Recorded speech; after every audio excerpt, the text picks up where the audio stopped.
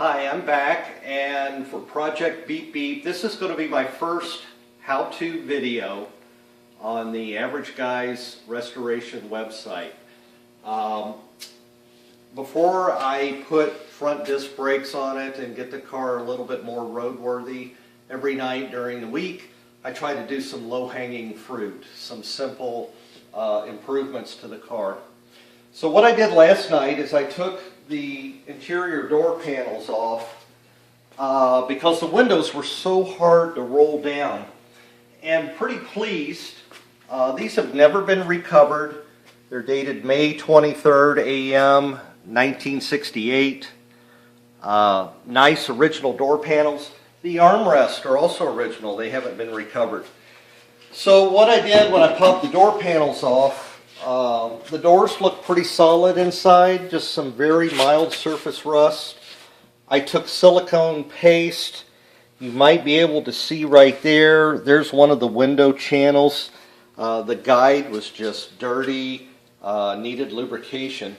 But one thing that was missing is whoever had these door panels off before, they did not replace the water shield. And I'll show you what was left of the water shield. Good news is this is an original door. You can see some of the old paint there. Chrysler painted the doors the body color, the interior was the body color, and then you had trim options for black and different colors of the metal. So the windows are working really well. I used the 3M silicone paste. This is one of the things I use on the bench quite often. Anytime I need a lubricant. Tip of the day, even on your power window cars, every other oil change, go up and down the window channels with silicone paste, and your window regulators will last a lot longer. So this is what was left of the original water shield. Looks like one of them they ripped, one of them they just cut off and didn't replace. My friend Jim, who I met on the B-Body forum, lives in Sonoyta, Arizona, and he's going to have the nicest 68 Coronet on the planet when he gets done. He actually kept his water shield template. This is the original 68 Dodge Coronet, and since all B-Bodies are identical, I even test fit the template, and you can see right here it fits perfectly. So, you know, just like all Chrysler B-Body cars, they're all identical. And what Jim did is, and he even gave me what he had left over, he's using a 6mm sheeting that he purchased, I think, at Lowe's or Home Depot.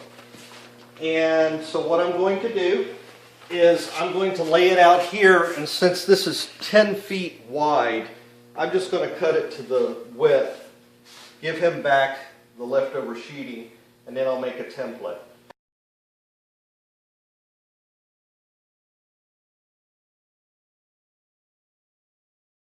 Okay, back to Project Beep Beep. It went a lot quicker than I thought it would. I took a piece of plywood as a cutting board. The template that I got from Jim, we traced around it with a Sharpie.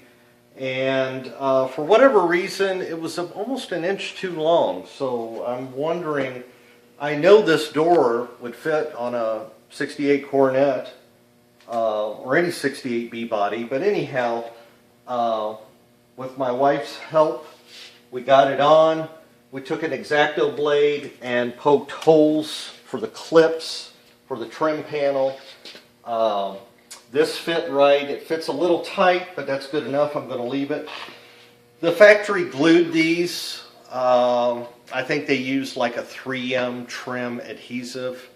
I am not going to put the adhesive back on. We're in Arizona. It doesn't rain that much. And I like the idea that I can take this back off if I have to get into the door panel. While my wife and I were working, some of the clips actually came out of the perf board or whatever material this is here. So I used Plylobond contact cement. Anytime you're around fabric, cardboard, anything where you wouldn't use Elmer's glue or epoxy, this is a good glue. I discovered this when I worked at a TV repair shop in the 1970s. We actually fixed speaker cones using Plylabond, and it's sort of a super duper rubber cement. So I've got those glued in. I've got to let them dry, so I won't be able to finish this door tonight. But we are going to go back and do the other side and get it trimmed and get it put on. And then tomorrow night I'll put it back together.